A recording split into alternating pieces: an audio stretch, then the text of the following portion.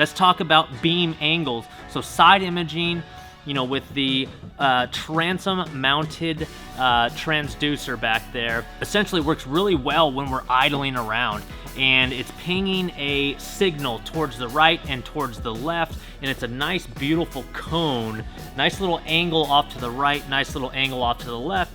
Works 10 feet or less, also works out there in 200, 150 feet of water, no problem. You're able to pick up structure, you'll be able to pick up fish, balls of bait, underwater wrecks, the whole 9 yards. Down imaging technology is essentially the exact same imaging beams, but it's got that nice cone down below underneath the boat directly, and it runs parallel with the old school 2D transducer. So anything I run this boat over the top of, it's gonna project a nice down image for me. It's gonna show me exactly, you know, how many pieces of rebar are on that underwater wreck. It's gonna show me exactly how much smallmouth or how many smallmouth are relating to that isolated boulder directly under the boat. All right, so we're idling around and we just found a big giant tree with a rope on it, which means it's probably a crappie tree.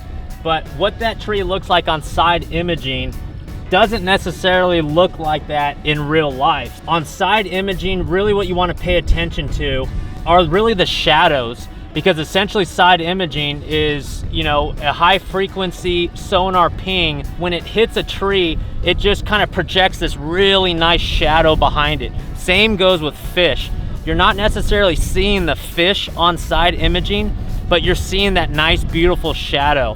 And when I see a big school of fish on side imaging, you don't really see the dots. You can sometimes if you get the right angle, but what really stands out is that shadow itself. We just idled past that tree there, and that real nice black shadow shows up really well on that yellow color palette. So just because a tree looks all gnarly and great and everything, a lot of times those big giant trees, they appear a lot smaller on side imaging. So you got to pay extra close attention to those shadows.